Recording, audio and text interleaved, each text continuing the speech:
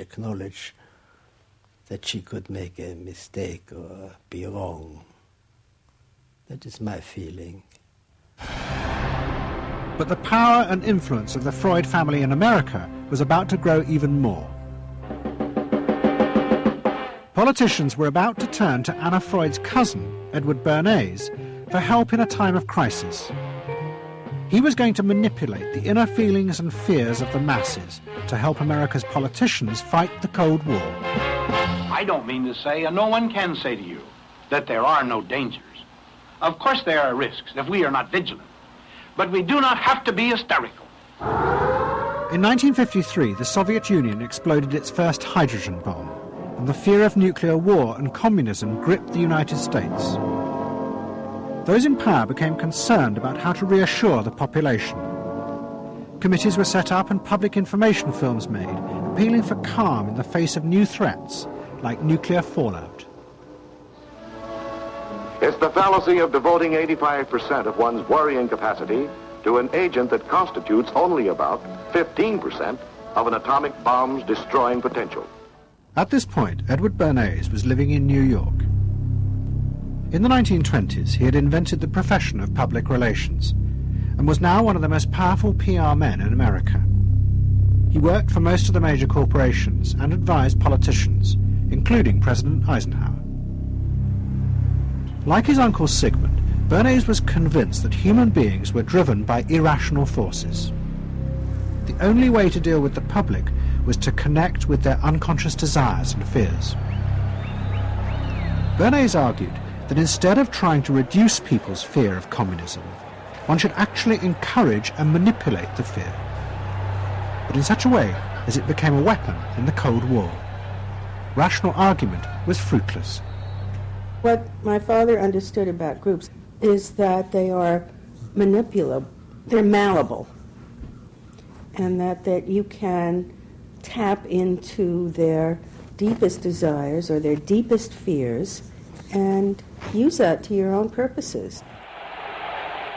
I don't think he felt that all those publics out there had reliable judgment, that they very easily might vote for the wrong man or want the wrong thing, so that they had to be guided from above.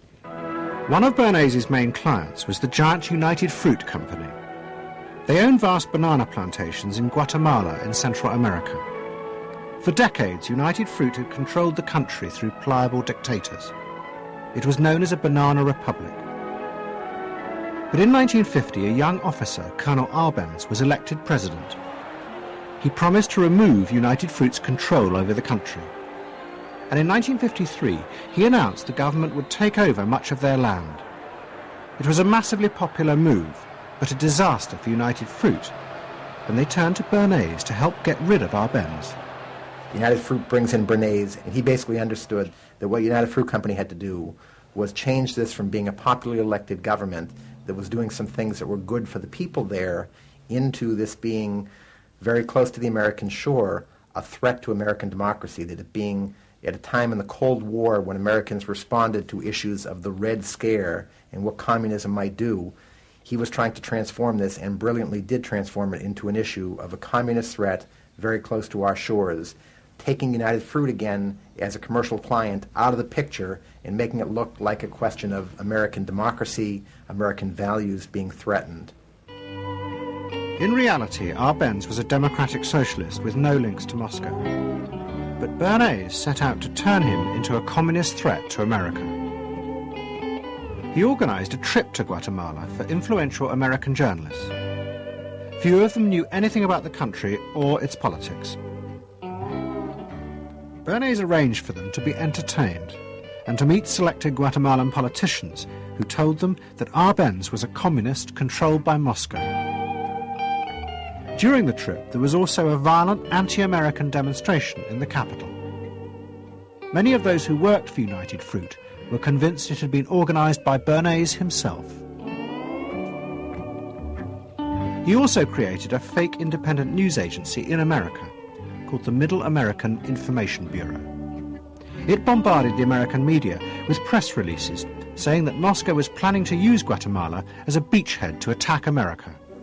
All of this had the desired effect. In Guatemala, Guatemala, the Jacob Arbenz regime became increasingly communistic after its inauguration in 1951. Communists in the Congress and high governmental positions controlled major committees, labor and farm groups, and propaganda facilities. They agitated and led in demonstrations against neighboring countries and the United States.